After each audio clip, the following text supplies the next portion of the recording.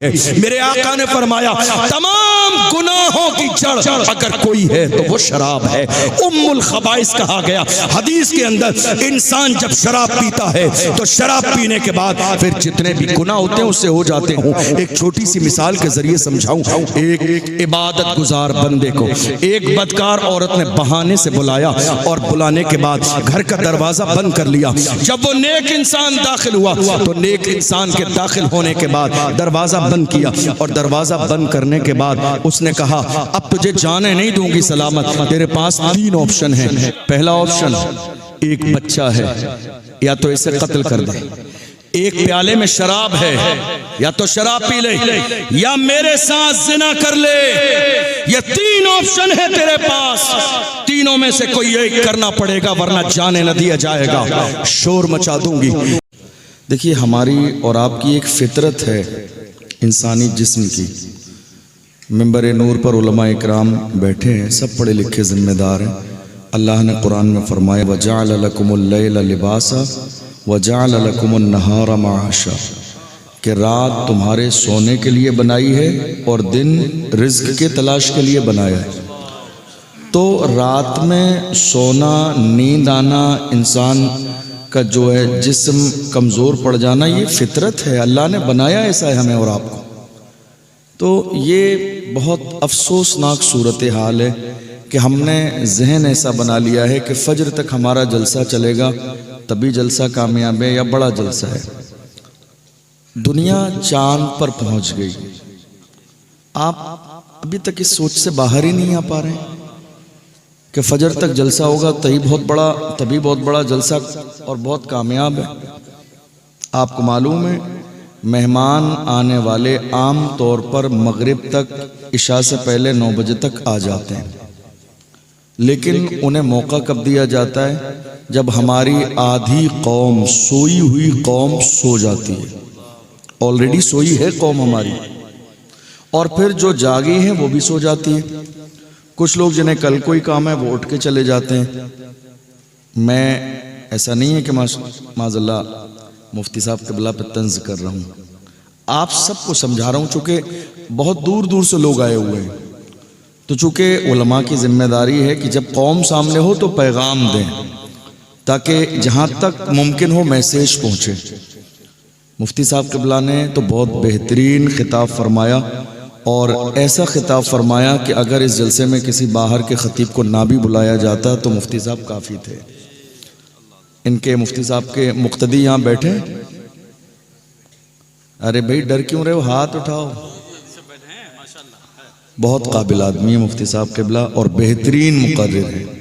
آپ سمجھ لیجئے اس طرح کے بولنے والے عام طور پر مسجدوں میں نہیں ہیں، سمجھ رہے ہیں آپ؟ اس طرح کے بولنے والے جو باضابطہ مستقل باصلاحیت جو ہے مقرر ہوں، اللہ نے ان کی زبان میں سلاست دی ہو اتنی، مسجدوں میں امامت نہیں کرتے ہیں۔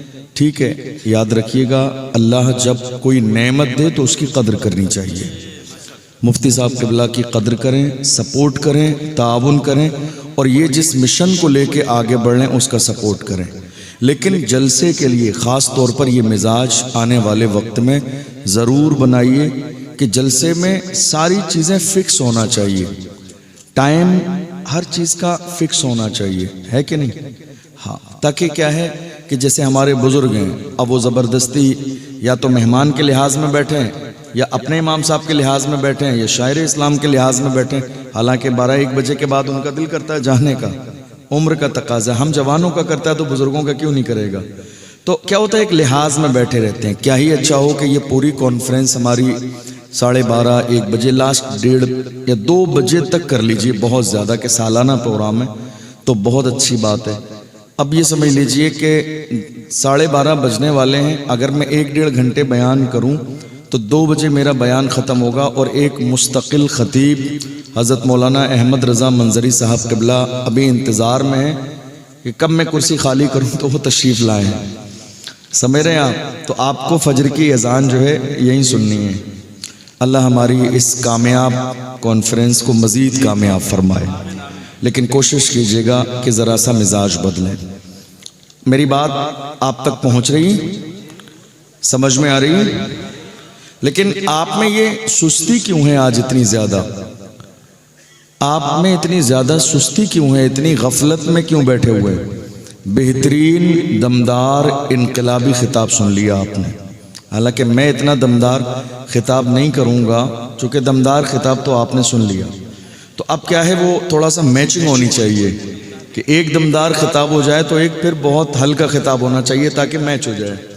تو دمدار خطاب آپ نے سماعت کر لیا ہے، تو میں بہت سنجیدہ گفتگو آپ سے کروں گا، لیکن کوشش کیجیے گا کہ ہم سنیں بھی، سمجھیں بھی اور عمل بھی کریں۔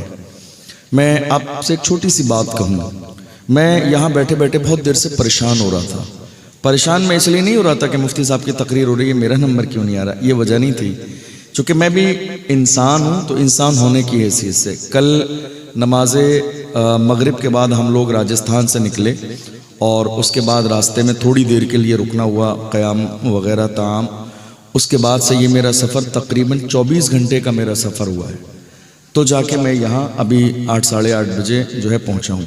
تو اب 24 گھنٹے کا سفر کرنے کے بعد آپ جانتے ہیں کہ پھر جو ہے بیٹھنا کئی گھنٹے بڑا مشکل کام ہوتا ہے، تو اس لیے میں ذرا سا پریشان ہو رہا تھا کہ بھئی تھوڑی سی دیر میں آیا ہوں تو بول دوں، ایسا نہ ہو کہ پھر انسان ہونے کے ناطے جسم گواہی نہ دے اور پھر میں اٹھ کے جاؤں تو اچھی بات نہیں ہے، چونکہ لامحالہ کوئی بھی پروگرام، کوئی بھی فنکشن تیار کیا جاتا ہے، اس جو ہے ایک رات کے لیے مسلسل کئی مہینے جوانوں نے محنت کی ہے، اور یہ ہم زمین سے جڑے ہوئے لوگ ہیں، یہ ساری چیزیں جانتے بھی ہیں، سمجھتے بھی ہیں۔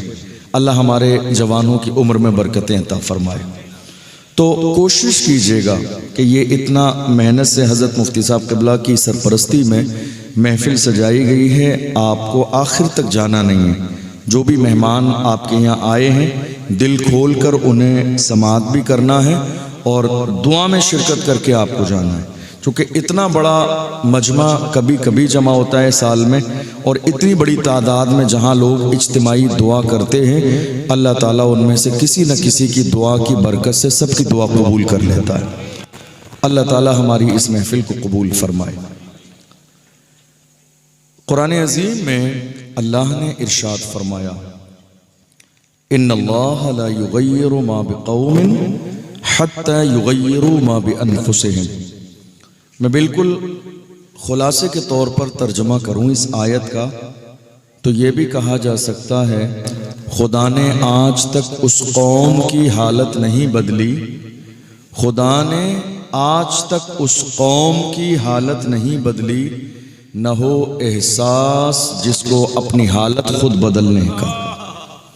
خدا نے آج تک اس قوم کی حالت نہیں بدلی، نہ ہو احساس جس کو اپنی حالت خود بدلنے کا۔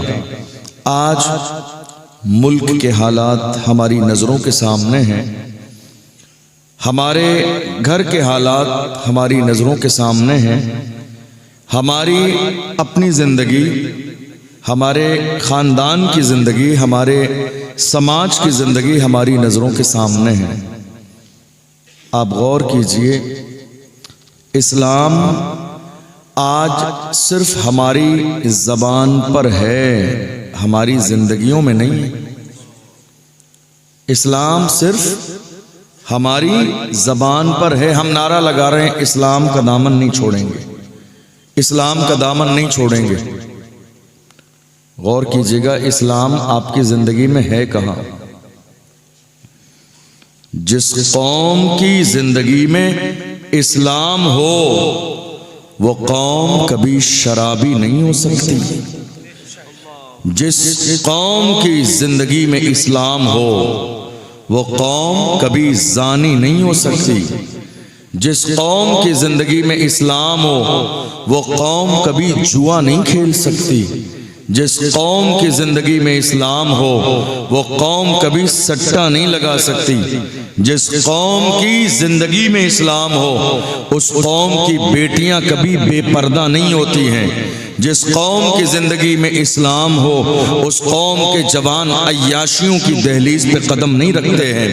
جس قوم کی زندگی میں اسلام ہو وہ قوم کبھی اپنی بیٹیوں کی شادی تاخیر سے کر کے زنا کا دروازہ نہیں کھولتی ہے۔ جس قوم کی زندگی میں اسلام ہو اس قوم کے جوان اپنے مسلک کے غدار نہیں ہوتے ہیں بلکہ وفادار ہوتے ہیں۔ جس قوم کی زندگی میں اسلام ہو اس قوم کے جوان شراب و شباب کے عادی نہیں ہوتے ہیں۔ جس قوم کی زندگی میں اسلام ہو وہ قوم کبھی گناہوں کی دہلیز پر قدم نہیں رکھتی ہے۔ کیا کہا تھا تاج الشریعہ نے؟ جوانوں سے خطاب کر کے کہا تھا، جوانوں زندگی یہ نہیں ہے کسی کے لیے، زندگی ہے نبی کی، نبی کے لیے۔ نہ سمجھ مرتے ہیں زندگی کے لیے، جینا مرنا ہے سب کچھ نبی کے لیے۔ بھیا مائک ایک بار سیٹ کر کے آواز بڑھا دیجئے، پھر اس میں انگلی مت لگائیے دوبارہ، یہ آواز کم زیادہ ہو رہی ہے آپ کی، بار بار ناظم صاحب ہمارے آپ کو ٹوکتے رہے، ایک بار کر دیجئے سیٹ۔ تو جہاں اسلام زندگیوں میں ہوتا ہے وہاں حالات کچھ اور ہوتے ہیں۔ میں آپ کو بتاؤں، کئی بار ایسا ہوتا ہے جلسوں میں جانے کے بعد انتظامیہ میں سے کچھ لوگ آ کے کان میں کہتے ہیں حضرت ذرا سا خیال رکھنا، ذرا سا خیال رکھنا، چونکہ انہوں نے کئی جگہ ہماری کئی موضوعات پر تقریریں سنی ہیں، اصلاحی بھی سنی ہیں اور انقلابی بھی سنی ہیں، تو انہیں ڈر لگتا ہے کہ کہیں انقلابی تقریر نہ ہو جائے۔ کہتے ہیں حضرت آپ بہت زیادہ کھل کے بولتے ہیں، دبتے نہیں ہیں، کیا بات ہے؟ کیا بہت بیک گراؤنڈ مضبوط ہے؟ میں کہتا ہوں بتا دوں گا تو تمہارا کلیجہ دہل جائے گا۔ میرے بیک گراؤنڈ کی بات کرتے ہیں، اور رہی دبنے کی بات، ارے کیا دبے جس پہ حمایت کا ہو پنجہ تیرا، کیا دبے جس پہ حمایت کا ہو پنجہ تیرا، شیر کو خطرے میں لاتا نہیں کتا تیرا۔ امام احمد رضا کے غلام نہ کبھی ڈرتے ہیں، نہ کبھی دبتے ہیں، نہ کبھی چھپتے ہیں، نہ کبھی بھاگتے ہیں، اور وہ جس انداز میں جہاں بھی ہوتے ہیں ثابت قدم رہتے ہیں اور زمانے کو یہ پیغام دے دیتے ہیں، یاد رکھنا بھاگنے والے نہیں ہیں، جان جاتی ہے تو جاتی رہے مگر مصطفیٰ کی عظمت پر آنچ نہیں آنے دیں گے۔ حضور کی شان میں ایک ذرے کے برابر گستاخی کو برداشت نہیں کریں گے۔ بہت سارے لوگ کہتے ہیں حضرت ذرا سا خیال رکھیے گا، ایسی تقریر کرنا کہ کسی کو بری نہ لگے، کسی کو تکلیف نہ ہو، ایسی بات بتانا کسی کو برا نہ لگے۔ میں کہتا ہوں اس کا مطلب یہ ہے نہ زنا کی بات کی جائے جو کہ ہماری قوم میں عام ہو چکا ہے آج کی تاریخ میں، نہ سکتے کی بات کی جائے کہ ہمارے جوانوں میں عام ہو چکا ہے، نہ شراب کی بات کی جائے، نہ بے پردگی کی بات کی جائے، نہ نمازوں کو چھوڑنے کی بات کی جائے، کوئی بات کی ہی نہیں جانی چاہیے۔ تو جلسہ صرف سجا لیجئے، علماء ممبر پر بٹھا لیجئے اور لا کے سب کے منہ پر ٹیپ لگا دیجئے کہ جلسہ صرف زیارت کے لیے ہے، حق بولنے کے لیے نہیں ہے۔ جلسہ صرف زیارت کے لیے، حق بولنے کے لیے نہیں ہے، مگر یاد رکھنا کوئی بھی ہو کسی اور کا ماننے والا چوک سکتا ہے، احمد رضا کے غلام نہ کبھی چوکے ہیں نہ کبھی چوک سکتے ہیں۔ وہ تو جب بولنے کا موقع آتا ہے تو کھل کے کہتے ہیں، اس لیے کہ ہمیں بے باکی امام احمد رضا نے گھٹی میں پلائی ہے۔ جس امام سے کہا تھا نان پارا کے نواب کی تعریف کر دو تو جلال میں آگے ارشاد فرمایا احمد رضا دنیا دار کی نہیں تعریف کرے گا تو مدینے کے تاجدار کی تعریف کرے گا، احمد مختار کی تعریف کرے گا۔ اور جب تعریف کرنے پہ آئے تو پکار کے کہتے ہیں وہ کمال حسن حضور ہے کہ گمان نقص جہاں نہیں، یہی پھول خار سے دور ہے، یہی شمع ہے کہ دھواں نہیں۔ فصحا عرب کے بڑے بڑے تیرے آگے یوں ہے دبے لچے، کوئی جان منہ میں زباں نہیں بلکہ جسم میں جان نہیں، کروں تیرے نام پہ جاں فدا، نہ بس ایک جاں تو جہاں فدا، تو جہاں سے بھی نہیں جی بھرا، کروں کیا کروڑوں جہاں نہیں، کروں مدح اہل دوبل رضا، پڑے اس بلا میں میری بلا، میں گدا ہوں اپنے کریم کا، میرا دین پارے نہ نہیں۔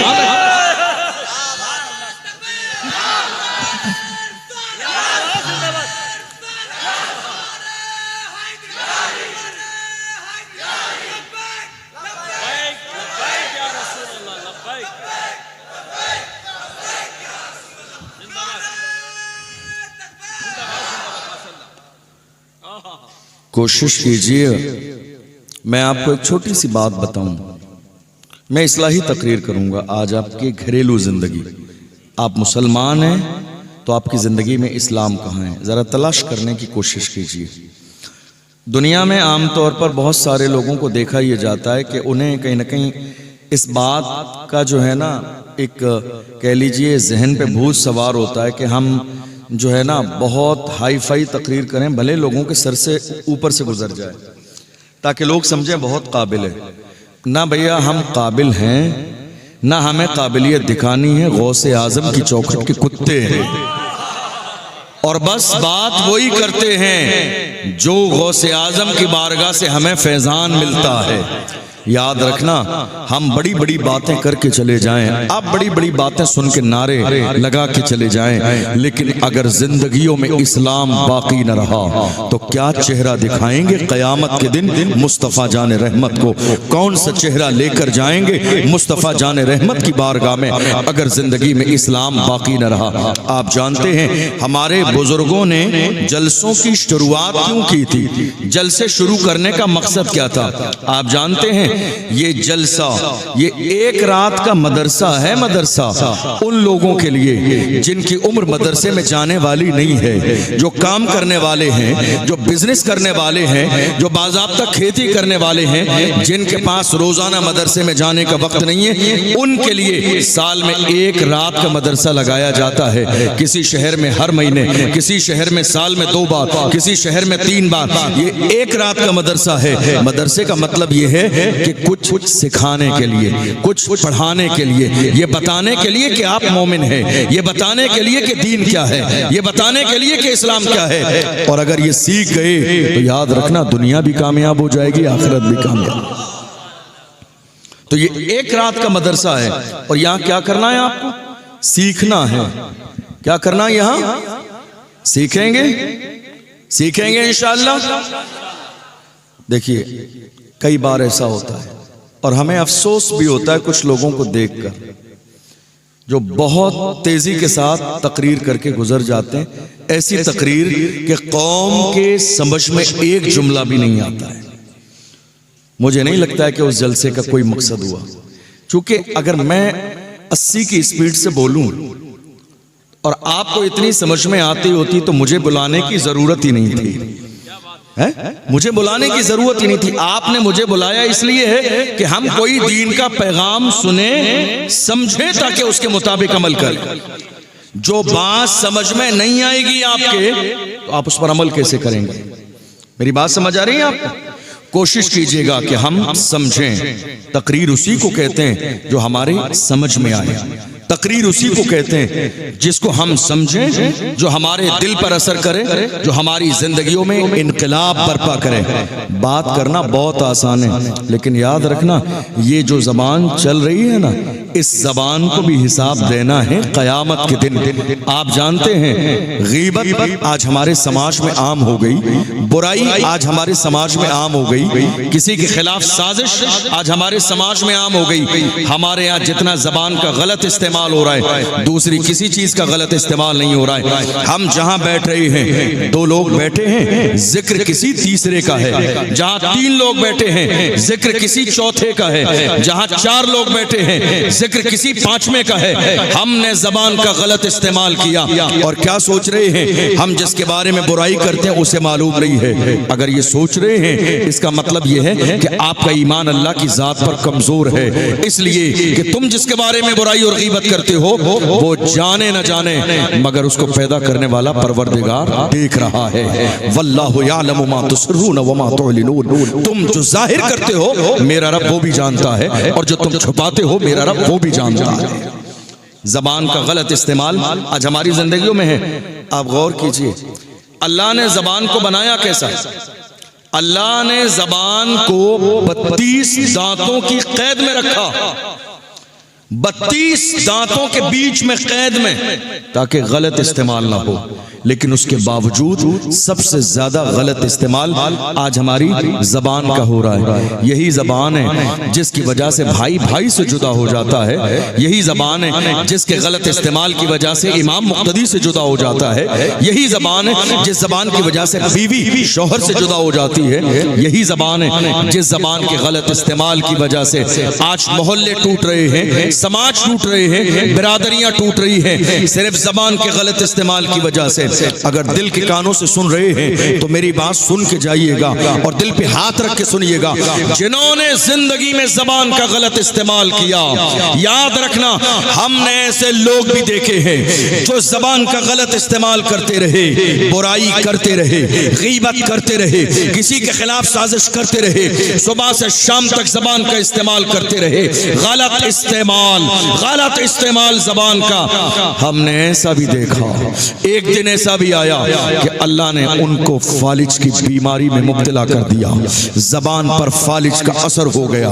اب پڑے ہیں بستر موت پر, اب زبان چلنے کے لیے راضی نہیں ہے, اب کلمہ پڑھنا بھی نصیب نہیں ہوتا ہے, اب قرآن پڑھنا بھی نصیب نہیں ہوتا ہے. قرآن یہی تو کہتا ہے ان بطش ربک لشدید, رب کی پکڑ بہت سخت ہے. ڈرتے رہو برائی کرنے سے پہلے کہ پکڑ نہ لیے جاؤ, غیبت کرنے سے پہلے ڈرتے رہو کہ پکڑ نہ لیے جاؤ, کسی مومن کے خلاف سازش کرنے سے پہلے ڈرتے رہو کہ اللہ کی طرف سے تمہارے اوپر عذاب نازل نہ ہو جائے. آپ کیا سمجھ رہے ہو سماج میں کوئی ایک معزز انسان ہے, مثال کے طور پر آپ کی قوم کے اس وقت رہنما اور مرشد حضرت مفتی ارشاد القادری صاحب ہیں.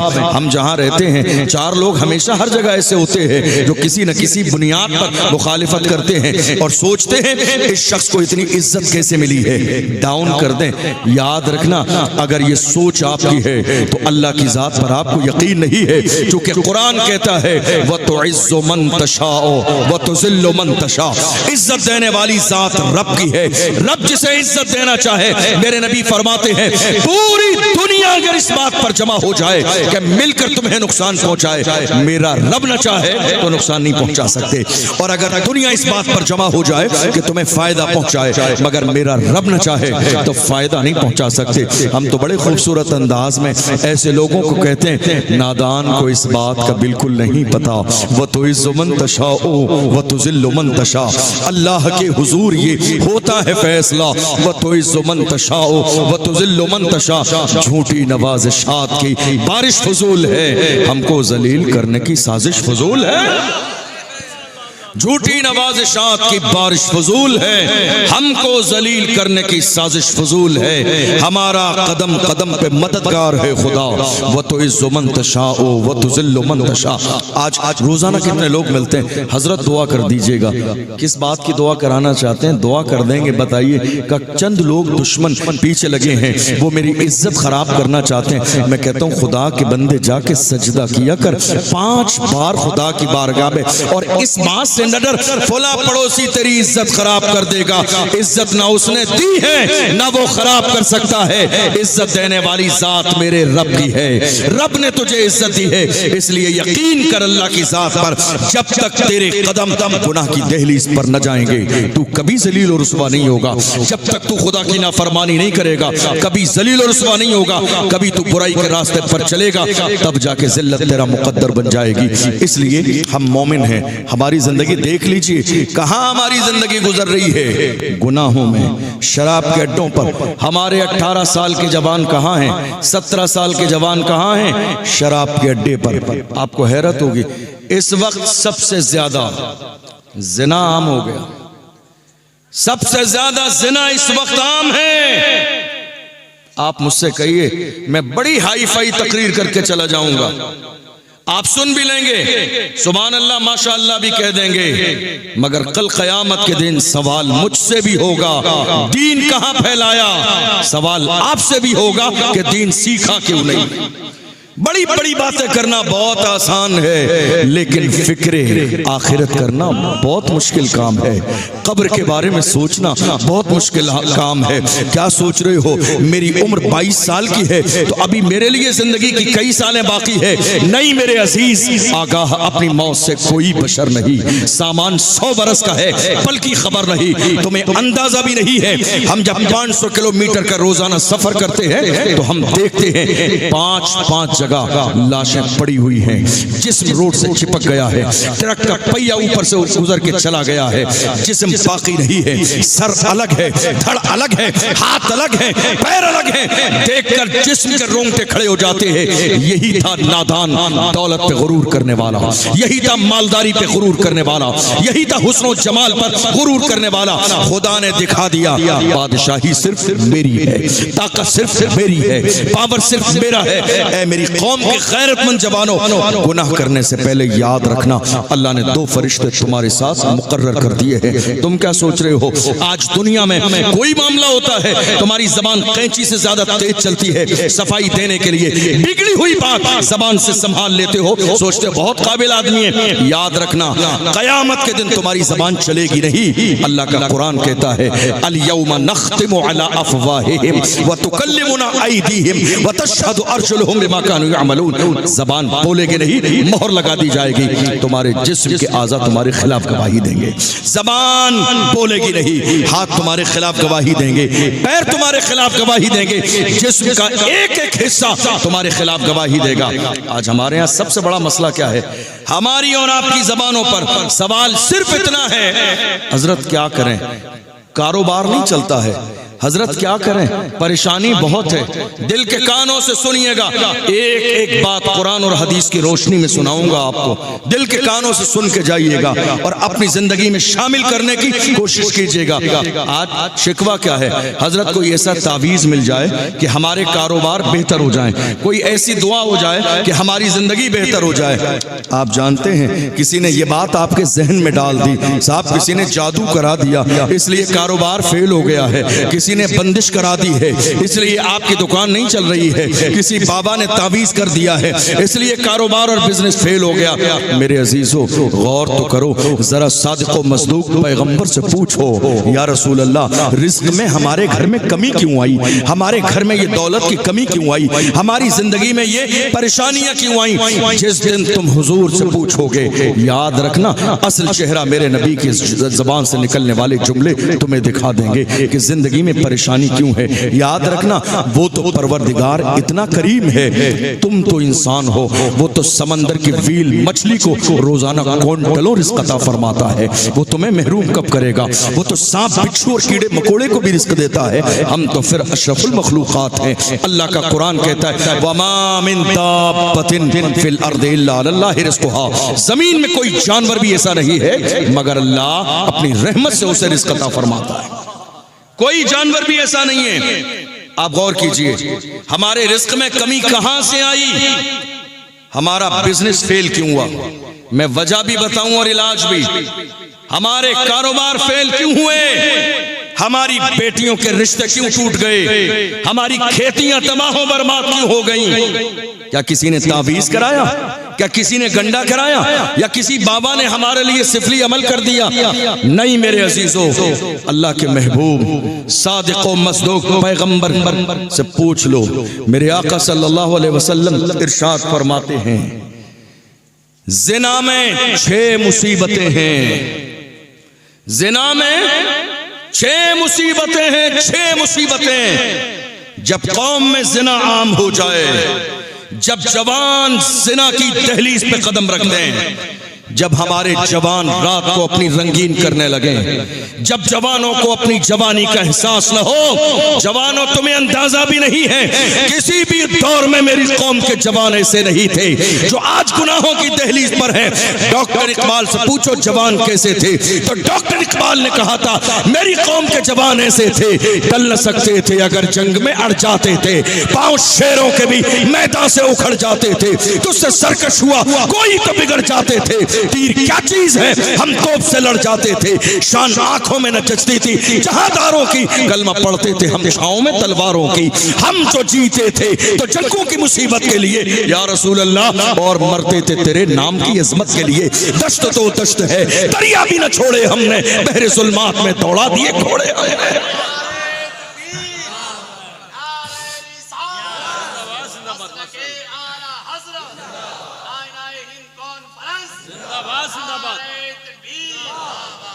زنا جب قوم میں زنا عام ہو جائے کیا ہوتا ہے؟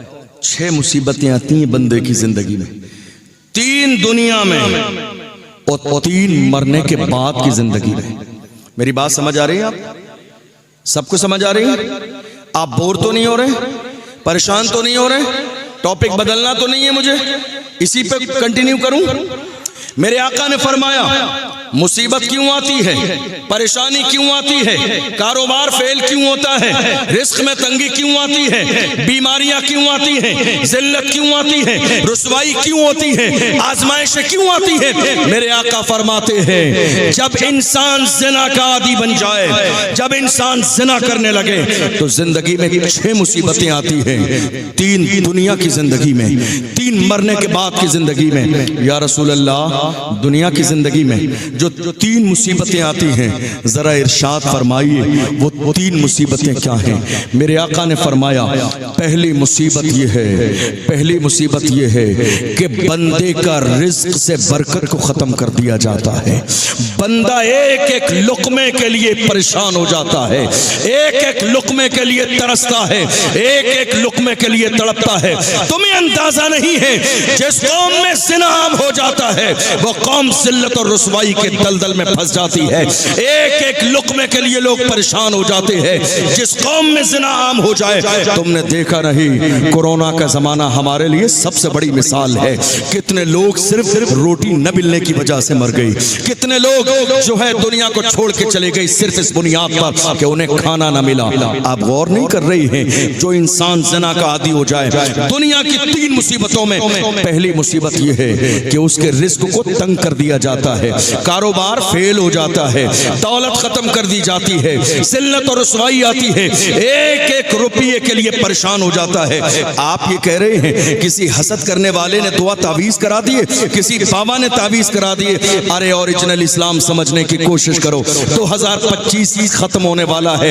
کب تک اس اندھ وشواس میں پڑے رہو گے کہ سارا اختیار بابا کے ہاتھ میں ہے؟ نہیں میرے عزیزو، اختیار میرے رب کے ہاتھ میں ہے، اختیار میرے خدا کے ہاتھ میں ہے. باہر آؤ اس اندھ وشواس سے فلاں بابا نے رزق روک لیا ہے. ارے اس کی کیا اوقات ہے؟ یہ اپنے جسم سے مکھی نہیں اڑا سکتا، رزق یہ روکے گا. رزق روکنے والی ذات میرے رب کی ہے اور دینے والی ذات بھی میرے رب کی ہے. غور تو کرو کہاں ہیں ہم؟ میرے نبی نے بتا دیا تمہارے رزق میں تنگی ہے. وجہ یہ ہے کہ قوم میں گناہ ہو رہا ہے، وجہ یہ ہے کہ جوان زنا کی دہلیز پہ قدم رکھ چکے ہیں، وجہ یہ ہے کہ بیٹیوں کی آبرو سلامت نہیں ہے، وجہ یہ ہے کہ بیٹیوں نے پردہ چھوڑ دیا ہے. اللہ اکبر. میرے آقا ارشاد فرماتے ہیں اور دوسری مصیبت دنیا کی زندگی میں زنا کرنے والے کی دوسری مصیبت کیا ہے؟ میرے آقا نے فرمایا اس کی صورت کو مسخ کر دیا جاتا ہے، اس کے چہرے کو بگاڑ دیا جاتا ہے، اس کے چہرے سے نور ختم کر دیا جاتا ہے، اس کے چہرے سے برکت ختم کر دی جاتی ہے. کہاں جا رہے میرے جوان؟ شادی میں جانا ہے تو جا رہے ہیں سیلون والے کے پاس، فیشیل ایسا کرنا کہ میرا چہرہ چمک جائے. ارے نادان انسان، دنیا کی کوئی کریم تیرے چہرے کو چمکا نہیں سکتی. چمک چہرے پہ خدا کی رحمت سے آتی ہے، چہرے پہ چمک خدا کے کرم سے آتی ہے. دنیا کی کسی کریم کی، کسی سیلون والے کی یہ حیثیت نہیں ہے کہ خدا گناہ کی وجہ سے رونق چھین لے تو دنیا کا کوئی طاقتور انسان چہرے پہ رونق واپس کر دے. پیغمبر فرماتے ہیں چہرہ بگاڑ دیا جاتا ہے زنا کرنے والے کا. یا رسول اللہ تیسری مصیبت کیا ہے؟ میرے آقا نے فرمایا زنا کرنے والے کی زندگی میں تیسری مصیبت یہ ہے کہ اس کی عمر کم کر دی جاتی ہے، اسے موت جلدی آتی ہے، موت اسے جلدی آتی ہے، اس کی عمر کم کر دی جاتی ہے. آپ دیکھ نہیں رہے ہیں ہمارے ہاں کیا کہا جاتا؟ ارے کل شام کو تو ملاقات ہوئی تھی، اچھا بھلا تھا، بیمار نہیں تھا، اچانک سے رات کو مر گیا. صبح ہی تو ملاقات ہوئی تھی، ابھی بازار ہی میں تو ملا تھا، ابھی تو ساتھ میں کھانا کھا کے گیا ہے، 4 دن پہلے شادی میں ملا تھا، ابھی فلاں جگہ. یہ جو جملے ہماری زبان پر ہیں تمہیں اندازہ نہیں میرے نبی نے کیا فرمایا؟ عمر سے برکت کو ختم کر دیا جاتا ہے، عمر کم کر دی جاتی ہے، پھر موت بہت تیزی کے ساتھ آتی ہے. دیکھ نہیں رہے ہو ایک ایک دن میں کبھی کبھی جب شہر کا بڑا قبرستان قبرستان ہو جا کے دیکھ لیجئے، ایک ایک دن میں جنازے کی نماز ہٹائی جاتی ہے، حضرت دوسرا جنازہ تیار، دوسرا ہٹایا گیا، حضرت پانچواں جنازہ تیار۔ ایک ایک شہر کے اندر 10 15 جنازے آج کی تاریخ میں رکھے ہوئے ہیں۔ ہم کب سوچیں گے، ہم کب سوچیں گے خدا نے ہمیں عقل کیوں عطا فرمائی، خدا نے ہمیں قرآن جیسی دولت کیوں دی ہے، تاکہ ہم پڑھیں اور پڑھنے کے بعد سمجھیں۔ 3 مصیبتیں انسان کی زندگی میں۔ کہا یا رسول اللہ مرنے کے بعد کیا تکلیف ہے؟ حضور نے فرمایا مرنے کے بعد کی تکلیف یہ ہے کہ اللہ قیامت کے دن زنا کرنے والے بندے سے ناراض ہوگا، اس کی طرف دیکھے گا بھی نہیں، ناراض ہوگا میرا پروردگار۔ اور دوسری بات کہ اللہ ایسے بندے سے سخت حساب لے گا، صرف حساب نہیں لے گا، سخت حساب لے گا۔ اور تیسرا فرمایا جہنم میں ڈال دیا جائے گا ایسے بندے کو، اس کے لیے جہنم۔ اور جہنم کیسی ہے؟ آپ نے ہمیشہ علماء کی زبان سے جہنم لفظ سنا، کبھی اپنے علماء سے کہیے ذرا جہنم کے اندر کے حالات بتائیں آپ کو، کئی دن سن کے نیند نہیں آئے گی۔ میرے آقا نے ارشاد فرمایا جہنم کی آگ کا عالم یہ ہے کہ اگر جہنم کی دیوار میں ایک سوئی لگا دی جائے اور ایک سوئی کے برابر سوراخ ہو جائے تو اس کی آگ کی شدت کی وجہ سے پوری دنیا جل کر خاک ہو جائے۔ یہ جہنم کا عالم ہے۔ غور کرو، میرے نبی فرماتے ہیں زنا کرنے والے کو جہنم کی آگ میں ڈال دیا جائے گا۔ ذرا دل کے کانوں سے سنیے گا، ایک نوجوان لڑکی ہے، زنا پر آمادہ ہے، ایک دیندار لڑکے کو بلایا اور بلانے کے بعد کہا کیا تو اس بات پر راضی نہیں ہے کہ میں تیرے لیے تیار ہوئی ہوں، میں نے باضابطہ 16 سنگھار تیرے لیے کیے ہیں، اب تو میرے ساتھ زنا کرنے کے لیے راضی نہیں ہے؟ شریف انسان جس کی تربیت اس کے والدین نے اچھے طریقے سے کی، قرآن اور حدیث کی روشنی میں کی، نماز پڑھنے والا، بزرگوں سے تعلق رکھنے والا، اللہ اکبر، جوان آ گیا، وہ لڑکی بھی آ گئی، دونوں آس پاس بیٹھے ہیں۔ اس نے کہا مجھے آدھا گھنٹے کی مہلت دے دے۔ آدھا گھنٹے کی مہلت مل گئی۔ کیا کیا اس جوان نے؟ گھر سے چراغ منگایا، چراغ منگانے کے بعد چراغ کو جلا لیا، اور چراغ جلانے کے بعد اس نے چراغ کی لو پر اپنی انگلی چند سیکنڈ کے لیے رکھی۔ جوانوں سن کے جانا، دل کی تختی پہ لکھ کے لے جانا، تاکہ زندگی میں کبھی شیطان تمہیں یہاں تک نہ پہنچائے۔ جوان نے چراغ کی لو پر اپنی انگلی رکھی اور 2 سیکنڈ کے بعد ہاتھ ہٹا لیا۔ کسی میں ہمت ہے جو 10 منٹ کہہ رہا ہوں، 1 منٹ چراغ کے سامنے اپنا ہاتھ کر دے؟ اتنی باریک سی لو، اتنی باریک سی لو، اس کے سامنے بھی کوئی 1 منٹ اپنی انگلی کو نہیں رکھ سکتا۔ اللہ اکبر۔ پھر دوسری انگلی بڑھائی، ہاتھ کھینچ لیا، تیسری انگلی بڑھائی، ہاتھ کھینچ لیا، ہتھیلی کی ہاتھ کھینچ لیا۔ وہ لڑکی کہتی ہے جوان کیا بات ہے، حسن تیرے سامنے ہے، شباب تیرے سامنے ہے، جمال تیرے سامنے ہے، سب کچھ تیرے سامنے ہے، اور تو یہ مزے کرنے میں لگا ہے، آنکھ پر انگلی رکھ رکھ کے چیک کرتا ہے۔ اللہ اکبر۔ اس جوان نے کہا تھا نادان عورت تجھے اندازہ نہیں، میں دیکھ رہا ہوں، میرے نبی کا فرمان ہے جہنم کے اندر ڈال دیا جائے گا۔ میں دیکھ رہا ہوں کیا دنیا کی آگ پر ایک لمحے کے لیے انگلی رکھ کے گوارا کر سکتا ہوں؟ کیا میں برداشت کر سکتا ہوں؟ میں نے دیکھ لیا دنیا کے چراغ کی لو پر اگر 1 سیکنڈ کے لیے بھی میں انگلی نہیں رکھ سکتا تو جہنم کی آگ کو برداشت کیسے کروں گا؟ یہ فکر تھی، یہ انداز تھا، یہ آخرت کی تیاری تھی، یہ اللہ سے ڈر تھا، یہ سینے میں ضمیر زندہ تھا۔ جب ضمیر زندہ ہوتا ہے تو احساس گناہ ہوتا ہے، اور جب احساس گناہ ہوتا ہے تو بندہ گناہ پہ شرمندہ ہوتا ہے۔ اور صادق و مصدوق پیغمبر نے ارشاد فرمایا الندامۃ التوبہ، گناہ پہ شرمندہ ہو جانا ہی توبہ ہے۔ میرے آقا نے فرمایا التائب من الذنب کمن لا ذنب لہ، گناہ سے توبہ کرنے والا بندہ اپنے گناہوں سے ایسے ہی پاک ہو جاتا ہے گویا کہ اس نے زندگی میں گناہ کیا ہے۔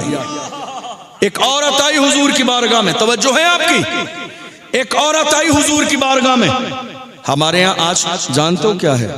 ہمارے یہاں مزاج یہ بنا ہے گناہ ہم نے کیا، گناہ ہماری اولاد نے کیا، گناہ ہمارے دوستوں نے کیا، تو وہ گناہ چھپایا جاتا ہے، اور گناہ اگر کسی دوسرے نے کیا تو وہ اخبار میں چھپایا جاتا ہے تاکہ زمانے کو پتہ چل جائے۔ یہی ہے ہمارے ایمان کی کمزوری۔ اور ہم گناہ کرنے کے بعد انسان کا مزاج یہ ہے، آپ جانتے ہیں میرے آقا نے ایک بار زندگی میں زبان باہر نکالی اور زبان کو پکڑا، اور زبان پکڑ کے میرے نبی نے فرمایا یہ تنہا زبان اتنی خطرناک ہے کہ اس کے غلط استعمال کی وجہ سے لاکھوں لوگ جہنم کا ایندھن بن جائیں گے۔ یہ زبان ہے۔ انسان گناہ کرنے کے بعد بجائے اس کے یہ کہہ دے غلطی ہو گئی، ایک جملہ کہہ دے مجھ سے غلطی ہو گئی، جب وہ کہہ دے غلطی ہو گئی بات ختم ہو گئی۔ مگر آج کا انسان کیسا ہے، ایک جملہ کہنے کے بجائے ہزار غلط دلیلیں دے دیتا ہے صرف اپنے آپ کو صحیح ثابت کرنے کے لیے۔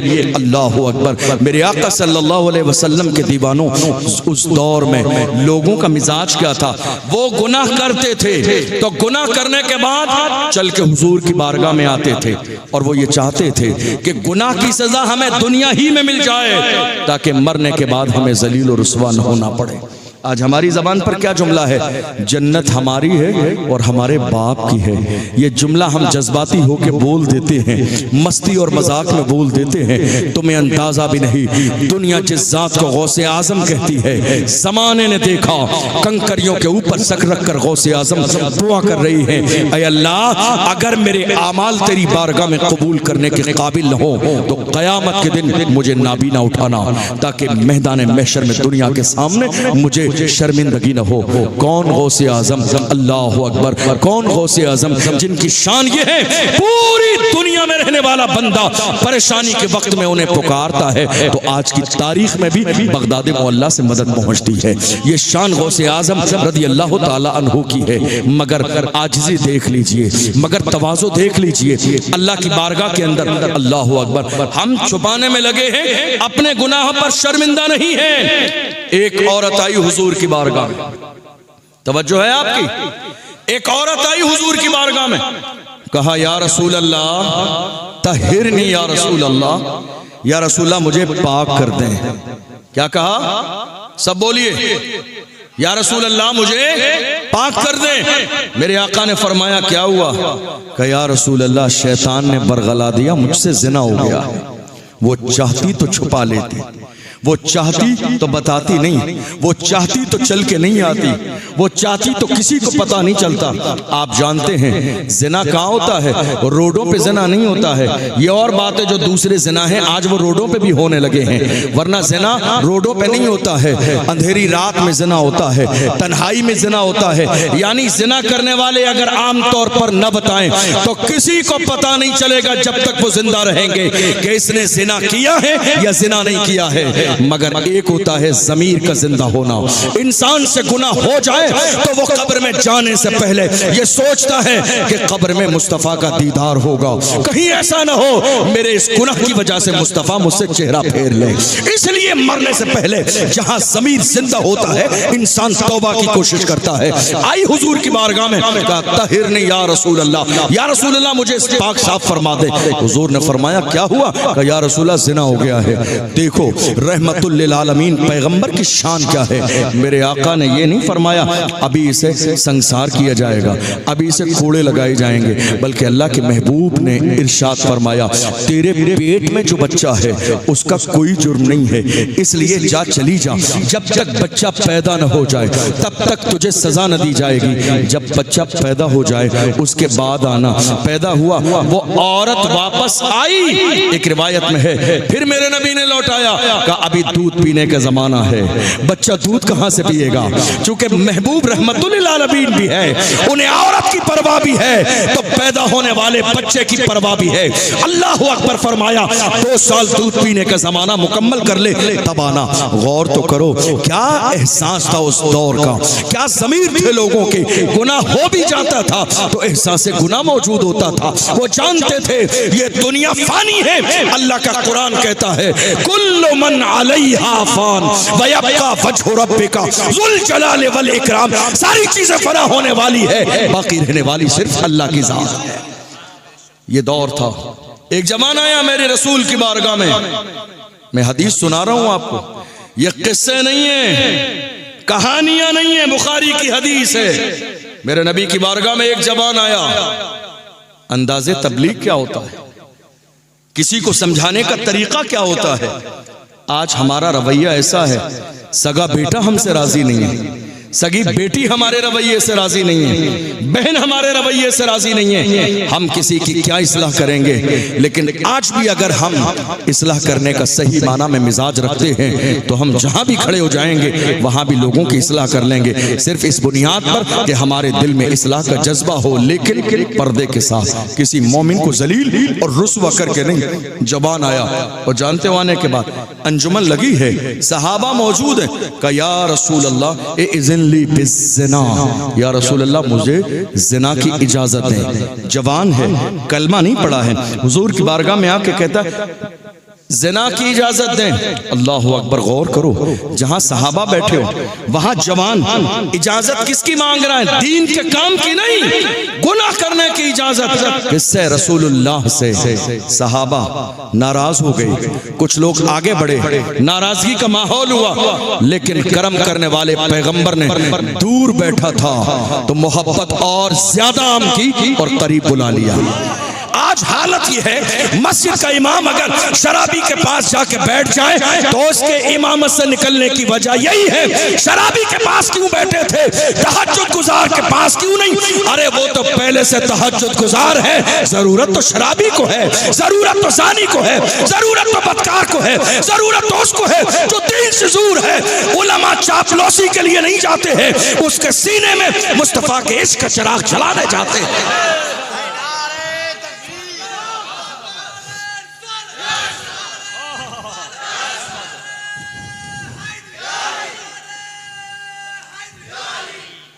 انداز تبلیغ کیا ہے؟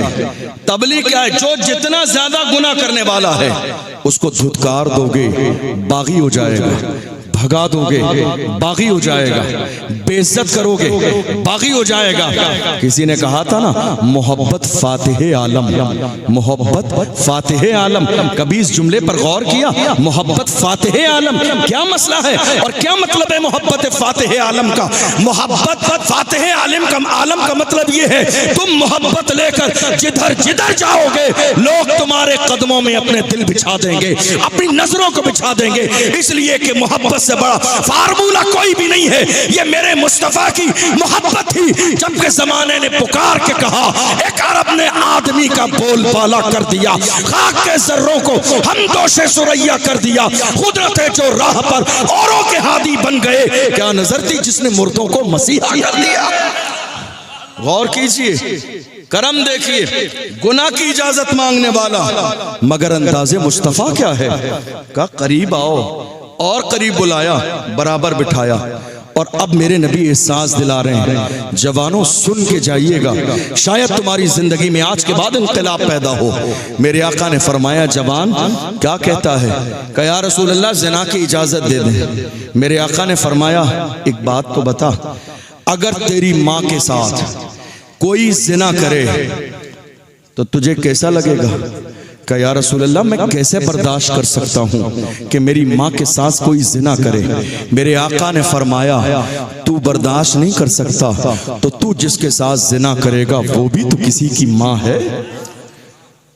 تو یہ چاہتا ہے زنا کرے تو تو یہ کیسے برداشت کر سکتا ہے کہ تیری بہن کے ساتھ زنا کیا جائے, تیری خالہ کے اور پھوپھی کے ساتھ؟ میرے نبی کہتے رہے, احساس دلاتے رہے, اور آخر میں حضور نے اس کے دل پہ ہاتھ مارا اور دعا دے دی. اور پیغمبر کی دعا, سبحان اللہ, یہ جو لب ہے نا, اللہ اکبر. امام احمد رضا کہتے ہیں پتلی پتلی گلے قدس کی پتیاں, ان لبوں کی نزاکت پہ لاکھوں سلام. نظر دیکھو پیغمبر کی نظر, امام احمد رضا سے پوچھ لو پیغمبر کی نظر کی شان کیا ہے. فرماتے ہیں جس طرف اٹھ گئی دم میں دم آ گیا, اس نگاہ عنایت پہ لاکھوں سلام. اللہ کے پیغمبر نے نظر اٹھا کے دیکھ لیا, مصطفیٰ جان رحمت کی زبان سے جملے نکلے, اور پیغمبر کی زبان شان کیا ہے, جو شب کو کہہ دیا دن ہے تو دن نکل آیا, جو دن کو کہہ دیا شب ہے تو رات ہو کے رہی, تمہارے منہ سے جو نکلی وہ بات ہو کے رہی. وما ينطق عن الهوى ان هو الا وحی یوحى. پیغمبر اپنی مرضی سے کچھ نہیں بولتا ہے, حضور کی زبان سے وہی نکلتا ہے جو رب چاہتا ہے. میرے نبی نے اس کے دل پر ہاتھ مارا اور فرمایا اللہم طہر قلبا, اے اللہ اس جوان کے دل کو پاک کر دے، وحسن فرجا، اس کی شرمگاہ کی حفاظت فرما، واغفر ذنبا، اے اللہ اس کے گناہوں کو معاف فرما۔ آپ غور کیجئے، میرے آقا صلی اللہ علیہ وسلم نے فرمایا من یضمن لی ما بین رجلیہ وما بین لحییہ اضمن لہ الجنہ۔ حضور فرماتے ہیں تم میں سے جو شخص مجھے دو چیزوں کی ضمانت دے گا میں بدلے میں اسے جنت کی ضمانت دوں گا۔ ذہن حاضر ہے آپ کا؟ ذرا ہاتھ اٹھا کے کہیے یا رسول اللہ۔ حضور کی زبان دیکھیں، آج ہماری زندگی میں مشکلات کیوں ہیں؟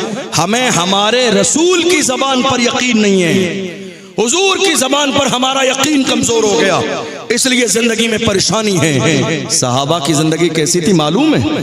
آپ نے کئی بار یہ بات سنی، لذت کے لیے اور برکت کے لیے دوبارہ کہہ دوں، اللہ کے رسول نے جب ہجرت فرمائی تھی، ہمارا حال کیا ہے؟ کوئی آپ سے کہہ دے ذرا سی محلے میں لڑائی ہو جائے کہ تمہارا بھی نام ہے، رات کو پولیس آئے گی، کنفرم نہیں ہے، یقین نہیں ہے، پھر بھی آپ اپنا محلہ نہیں شہر چھوڑ کے چلے جاتے ہیں کہ کہیں رات میں پولیس نہ آ جائے۔ مگر حضور کے غلاموں کا ایمان کیسا تھا جانتے ہیں، دشمن تلوار لیے کھڑے ہیں، حضور پر حملہ کرنا چاہتے ہیں، ایسے عالم میں میرے نبی نے فرمایا علی میرے بستر پہ سو جاؤ، یقین دیکھو، محبت دیکھو، میرے بستر پہ سو جاؤ۔ ایک لمحے کے لیے علی کے دل میں خیال آیا ہوگا کہ شاید حضور کی محبت میں آج جان دینے کا وقت آ گیا ہے، مگر سینوں کے راز کو جاننے والا پیغمبر جس کے لیے امام احمد رضا نے کہا اور کوئی غیب کیا تم سے چھپا ہو بھلا جب نہ خدا ہی چھپا، تم پہ کروڑوں درود۔ اس پیغمبر نے اگلے جملے کہا، علی کا چہرہ دیکھ کر کہا علی صبح اٹھنا۔ کیا کہا؟ علی صبح اٹھنا۔ یقین ہو گیا اب موت کبھی بھی آ سکتی ہے، آج کی رات نہیں آئے۔ یقین دیکھو حضور کے جملے پر، لیکن دل میں خیال یہ بھی آیا ہوگا کہ حضور تو چلے جائیں گے، دشمن گھر میں داخل ہوں گے، مجھے دیکھیں گے، کہیں ایسا نہ ہو حملہ نہ کر دیں۔ اگلے لمحے میرے نبی نے سامان دے کے کہا یہ مکے والوں کی امانتیں ہیں، تم دے کے مدینے آ جانا۔ علی کو یقین ہو گیا اب موت مجھے مکے میں نہیں آئے گی، اب مجھے موت یہاں نہیں آئے گی۔ کیوں؟ حضور نے کہا ہے۔ لوگوں نے ایک زمانے میں کہا تھا علی ہمیشہ یاد خدا میں روتے رہتے ہو، کوئی زندگی کی رات ایسی بھی ہے جب بے فکر سوئے ہو، زندگی کی سب سے اچھی نیند جس رات میں آئی ہو، مولا کائنات نے فرمایا اس رات نیند سب سے اچھی آئی تھی جس رات میرے نبی نے ہجرت فرمائی تھی، دشمن تلوار لیے کھڑے تھے، علی اس وقت میں تو نیند آنی نہیں چاہیے تھی، کہا ہر رات علی بستر پہ سوتا کلمہ پڑھ کے کہ شاید زندگی کی آخری رات ہے۔ اس رات یقین تھا، میرے نبی نے کہا تھا صبح اٹھنا، یقین تھا موت کبھی بھی آ سکتی ہے مگر آج کی رات نہیں آئے۔ ہمیں ہمارے رسول کی زبان پر یقین نہیں۔ میرے نبی نے کیا فرمایا؟ کون ہے تم میں سے جو شخص بھی مجھے دو چیزوں کی ضمانت دے، دو چیزوں کی ضمانت دے، حضور فرماتے ہیں میں اسے جنت کی ضمانت دیتا ہوں۔ حضور نے فرمایا جو مجھے زبان کی حفاظت دے کہ زبان کا غلط استعمال نہیں کرے گا اس کی ضمانت دے، اور اپنی شرمگاہ کی ضمانت دے کہ وہ شرمگاہ کا کبھی غلط استعمال یعنی زنا نہیں کرے گا۔ حضور فرماتے ہیں زندگی میں جو مجھے دو چیزوں کی ضمانت دے میں بدلے میں اسے جنت کی ضمانت دیتا ہوں۔ غور تو کرو میرے آقا صلی اللہ علیہ وسلم نے قوم مسلم کو زنا سے بچانے کے لیے کیا نہیں کہا، کتنے طریقے بیان کیے، کتنے دستور بیان کیے۔ میرے نبی نے زنا سے روکنے کے لیے فرمایا ایاکم والطرقات، خبردار راستوں پہ مت بیٹھا کرو، زنا سے روکنے کے لیے۔ اللہ اکبر۔ صحابہ نے کہا یا رسول اللہ شام میں کاروبار کے بعد ہم ملتے ہیں، ملاقات بھی ہوتی ہے، چند باتیں بھی ہو جاتی ہیں۔ فرمایا اگر بیٹھنا اتنا ضروری ہے تو راستوں کا حق ادا کیا کرو۔ یا رسول اللہ راستے کا حق کیا ہے؟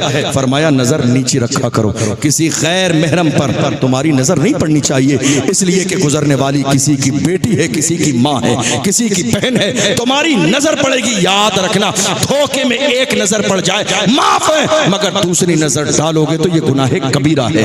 اللہ اکبر۔ غور تو کریں، قرآن میں بار بار کہا جا رہا ہے اے محبوب قل للمؤمنین یغضوا من ابصارهم ويحفظوا فروجهم ذلك ازکى لهم، فرمایا جا رہا محبوب ایمان والوں سے کہہ دو وہ اپنی شرمگاہوں کی حفاظت کریں، نظروں کو نیچا رکھیں، عورتیں بھی شامل ہیں مگر اعلان خاص کیا جا رہا ہے وَقُلْ لِلْمُؤْمِنَاتِ يَغْضُضْنَ مِنْ أَبْصَارِهِنَّ وَيَحْفَظْنَ فُرُوجَهُنَّ وَلَا يُبْدِينَ زِينَتَهُنَّ، محبوب اعلان کر دو عورتیں اپنی شرمگاہوں کی حفاظت کریں، اپنی زینت کو ظاہر نہ کریں۔ غور کرو قرآن کس کے لیے نازل کیا گیا؟ ہمارے لیے۔ یہ دین کس کے لیے آیا؟ ہمارے لیے۔ دین آج ہماری زبانوں پر ہے، ہماری زندگیوں میں اسلام کہاں ہے؟ گناہ ہمارے یہاں، شراب ہمارے یہاں، زنا ہمارے یہاں، برائی کے راستے ہمارے یہاں، یہ ساری گناہ والی چیزیں ہمارے یہاں ہیں۔ پھر بھی ہمیں شکوہ یہ ہے کہ ہماری زندگی میں مشکلات کیوں ہیں، پریشانیاں کیوں ہیں؟ آپ پوچھیں گے حضرت آپ زنا پر تقریر کر رہے ہیں، اتنا بڑا گناہ ہے، لیکن ہمارے سماج میں یہ گناہ داخل کہاں سے ہوا ہے؟ یہ زنا آیا کہاں سے ہے؟ تو سنیے یہ بیماری قوم مسلم میں کہاں سے شامل ہوئی؟ میرے آقا نے فرمایا نکاح سستا کرو تاکہ زنا مشکل ہو جائے، نکاح سستا کرو تاکہ زنا مشکل ہو جائے۔ آپ نے کیا کیا؟ الٹا کر دیا، نکاح اتنا مہنگا کر دیا کہ آج سماج میں زنا عام ہو گیا ہے۔ نکاح اتنا مہنگا کر دیا، جانتے ہو میرے آقا نے یہاں تک فرمایا، مائیں بھی بیٹھی ہیں ہماری، بزرگ بھی بیٹھے ہوئے ہیں جو بیٹیوں کے باپ ہیں، حضور کا فرمان ہے، میرے آقا نے فرمایا اگر کوئی لڑکا یا لڑکی زنا کر لے اور گناہ میں مبتلا ہو جائے، ذمہ دار گنہگار اس کے ماں باپ ہیں۔ یا رسول اللہ ماں باپ کیوں ہیں؟ فرمایا اگر یہ صحیح عمر میں بالغ ہونے کے بعد شادی کر دیتے تو زنا کی نوبت نہیں آتی۔ ذمہ دار یہ ہیں۔ ہمارے سماج میں کیا مزاج بنا لیا گیا؟ مائیں ذرا دل کے کانوں سے میری بات سن کے جائیں، کتنی مائیں ایسی ہیں 50 رشتے ہمارے دروازے پر آ گئے مگر رشتہ اس لیے لوٹا دیا گیا نہیں لڑکا سرکاری نوکر نہیں ہے، رشتہ نہیں دیا جائے گا۔ تمہیں آزاد گوارا نہیں ہے، آزاد پسند نہیں ہے، تمہیں نوکری کرنے والا صرف نوکر چاہیے، نوکر نہیں ملے گا، ارے نوکر نہیں ملے گا رشتہ نہیں کریں گے۔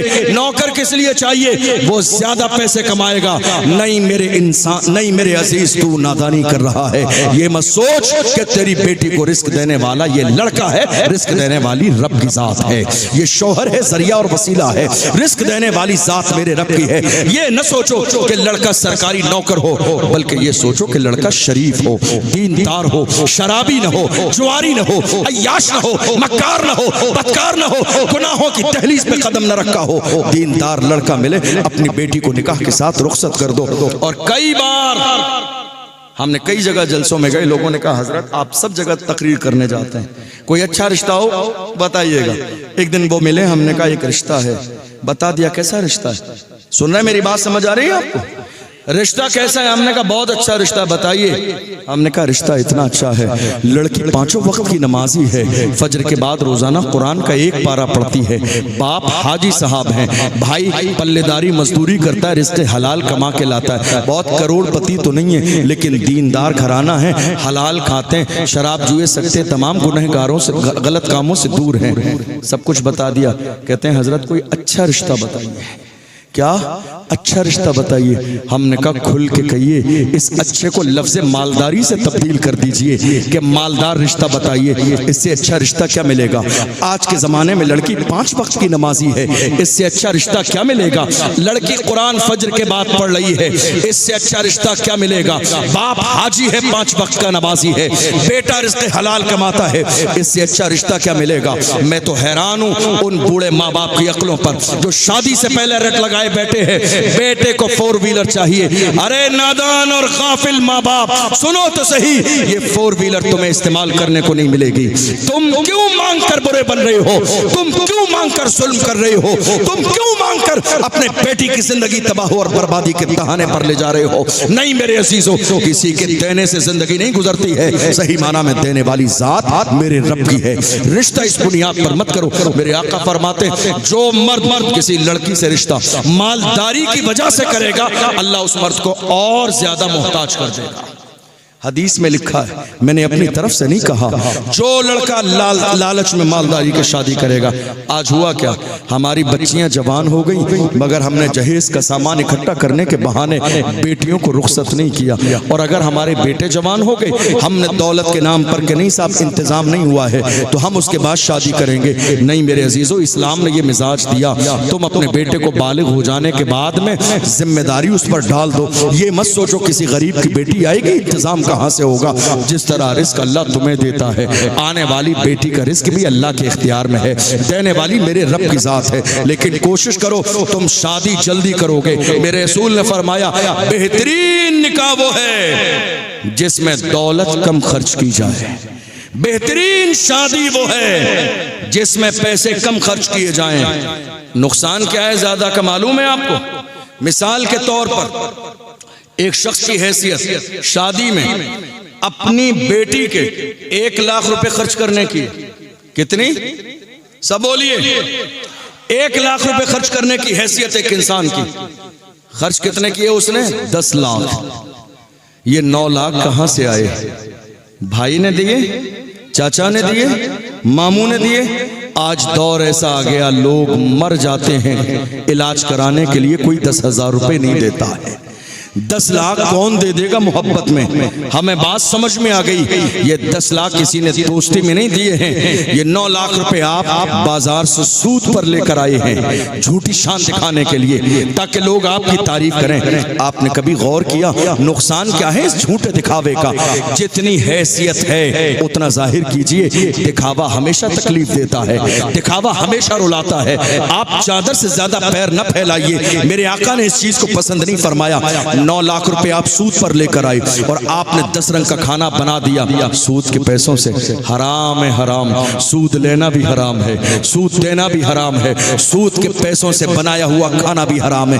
کیا کر رہے ہیں؟ کھانا تم نے لگا دیا، ایک نمازی پرہیزگار پوری زندگی بھوکا اور پیاسا رہا مگر ایک لقمہ بھی مال حرام نہ کھایا، لیکن تمہارے ولیمے میں آ کے اس نے حرام کا لقمہ کھا لیا۔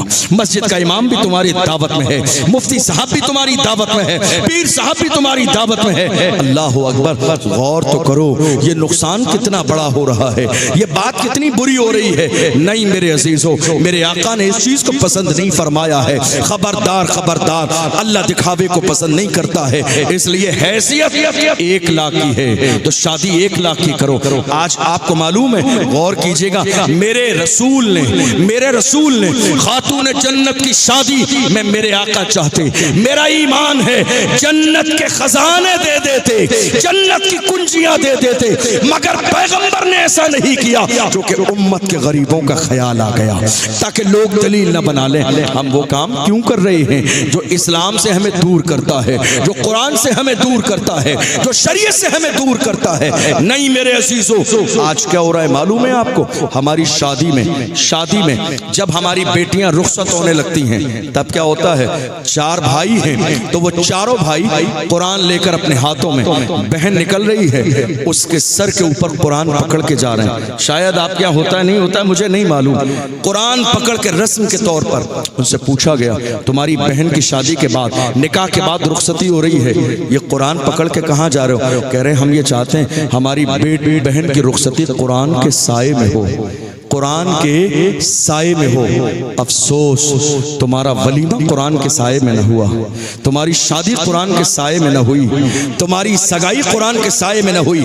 تم نے 6 مہینے پہلے شادی گھر میں صوفہ لگا کے ایک لڑکے اور لڑکی کو بہن کو بٹھا دیا تھا سگائی کی انگوٹھے پہنانے کے لیے۔ کسی مفتی سے جا کے مسئلہ پوچھا کہ اسلام میں یہ حرام ہے، ناجائز ہے، گناہ ہے، زنا کا ایک حصہ ہے، اس لیے کہ سگائی کی اسلام میں کہیں سے کہیں تک کوئی گنجائش نہیں ہے۔ یہ سگائی ہمارے ہاں فلموں سے آئی ہے، ڈراموں سے آئی ہے، ورنہ جب تک نکاح اور شادی نہ ہو جائے ایک مرد کسی غیر عورت کے ہاتھ کو پکڑ ہی نہیں سکتا ہے، اس کے ہاتھ میں انگوٹھی پہنا ہی نہیں سکتا ہے۔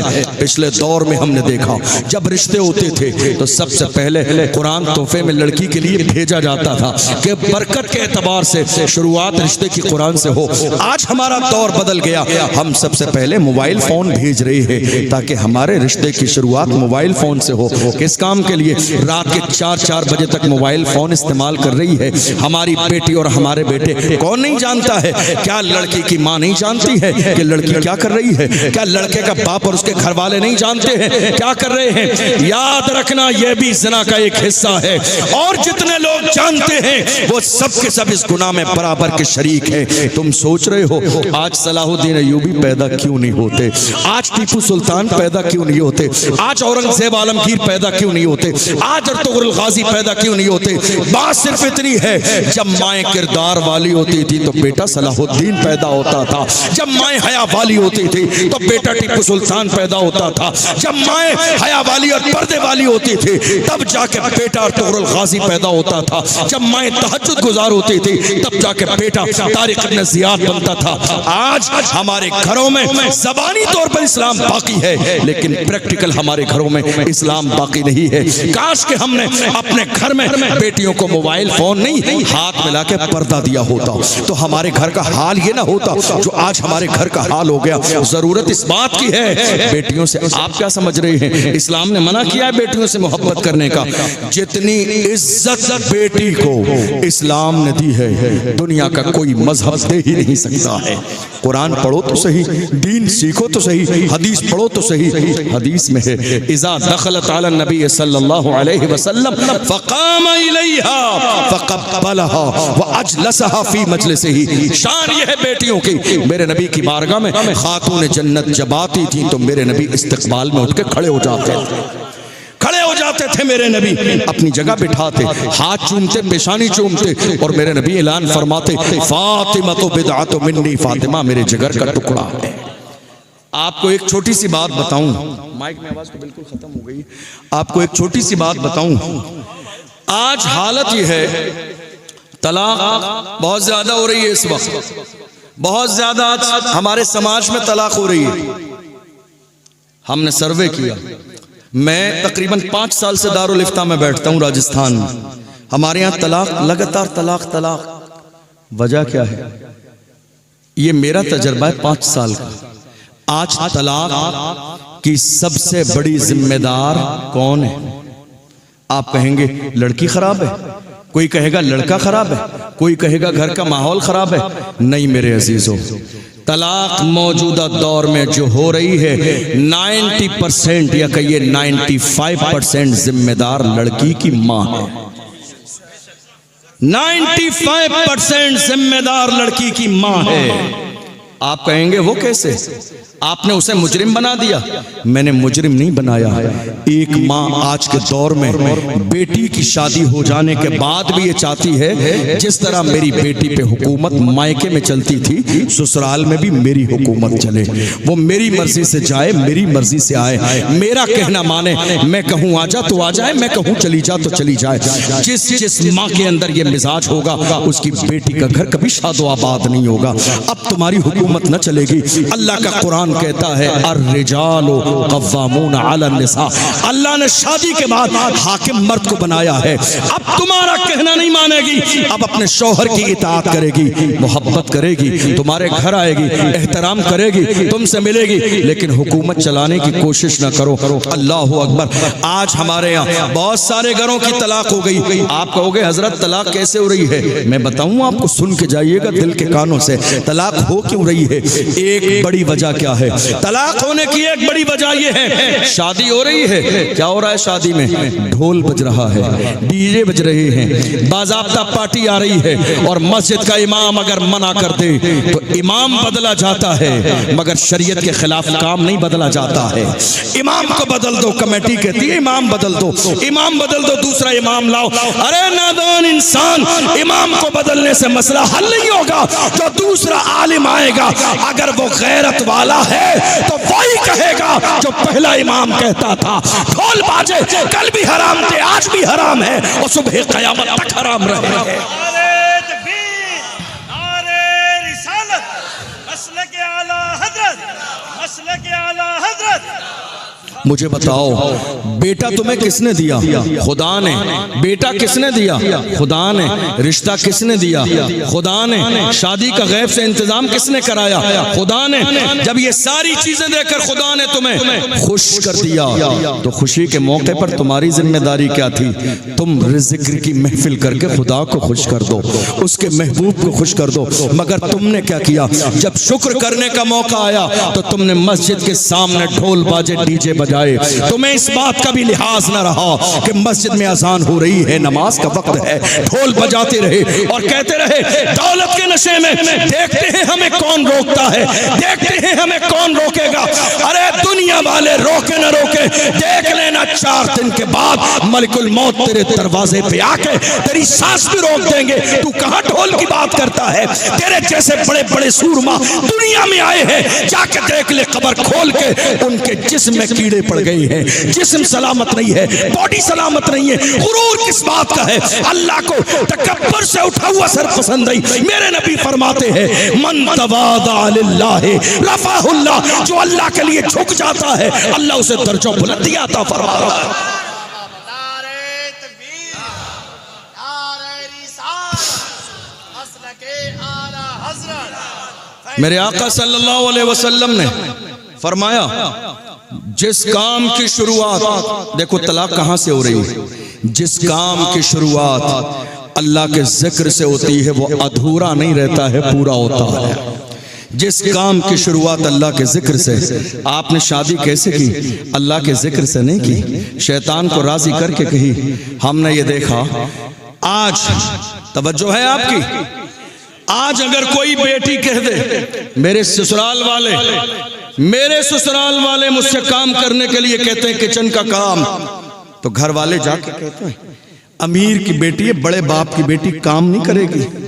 یہ جملہ اگر سمجھ میں آ گیا تو دنیا کے ہر غیرت والے باپ کی شرم سے نظر جھک جائے گا۔ تم کہہ رہے ہو بڑے باپ کی بیٹی ہے کام نہیں کرے گی، کتنا بڑا باپ ہے؟ 10 لاکھ کا مالک ہے، 20 لاکھ کا مالک ہے، 50 لاکھ کا مالک ہے۔ ارے غافل انسان، تجھے پتہ ہی نہیں کائنات میں سب سے بڑا باپ اگر کسی کا ہے تو فاطمہ کے باپ سے بڑا باپ نہ کسی کا ہوا ہے نہ ہو سکتا ہے۔ جس کی شان یہ ہے اشارہ کرتے ہیں تو ڈوبا ہوا سورج آتا ہے، اشارہ کرتے ہیں تو کنکریاں کلمہ پڑتی ہیں، وہ اشارہ کرتے ہیں تو درخت آتے ہیں۔ جس کی شان یہ ہے اس فاطمہ کے باپ کا حال یہ ہے کہ فاطمہ کے ہاتھوں میں چکی چلاتے چلاتے چھالے پڑ گئے، مگر میرے نبی نے اپنی بیٹی کو خاتمہ نہ دی تاکہ ایسا نہ ہو قیامت تک کے لوگ دلیل نہ بنا لیں۔ غور کرو غور، تم اپنی بیٹیوں کے گھر تباہ و برباد کرنے میں لگے ہو کہ بڑے باپ کی بیٹی ہے کام نہ کرے گی۔ ہم یہ دیکھ رہے ہیں آج کے زمانے میں بیٹیاں جب رخصت کی جاتی ہیں تو گھر والے کہتے ہیں ذرا سی کوئی پریشانی ہو تو ذرا بس ایک فون کرنا، ہم وہی نظر آئیں گے۔ ارے نادان انسان، تیرا کیا کام ہے وہاں نظر آنے کا؟ کوئی غیرت مند باپ بیٹی کے گھر پنچایت کرنے نہیں جاتا ہے، کوئی غیرت مند بھائی اپنی بہن کے گھر پنچایت کرنے نہیں جاتا ہے۔ گھر ایسے شاد و آباد نہیں ہوتے ہیں، ایسے گھر جنت کے گہوارے نہیں بنتے ہیں۔ ایک خاندانی باپ اپنی بیٹی کو رخصت کرتے وقت کہتا بیٹی آج کے بعد تیرا اصل گھر تیرے شوہر کا گھر ہے، خبردار لڑنا نہیں، خبردار پریشان نہ کرنا، خبردار جھگڑا کر کے میرے دروازے پر مت آنا۔ میرے عزیزو، گھر کے ماحول کو اسلامی بناؤ۔ ہماری بیٹیوں کی زندگیاں تباہ و برباد ہو رہی ہیں۔ میں نے یہاں تک دیکھا ہے کتنے ماں باپ نے شادی کی، باپ کو پتہ ہی نہیں ہے، ماں نے بلا لیا، 10 بار آیا شوہر بلانے کے لیے، بھیجا نہیں۔ کیوں؟ کہا جب تک 20 بار آ کے میرے دروازے پہ ناک نہیں رگڑے گا بھیجنا نہیں ہے۔ 10 بار آیا، جب اس کی عزت نفس کو ٹھیس پہنچ گئی اس نے بھی جا کے قسم کھا لی مر جاؤں گا آؤں گا نہیں۔ تو اب ان کو تلاش ہے کسی بابا کی کہ کوئی بابا مل جائے ایسا تعویذ کر دے کہ داماد میری بیٹی کو بلانے آ جائے۔ تم نے ایسی نوبت ہی کیوں آنے دی؟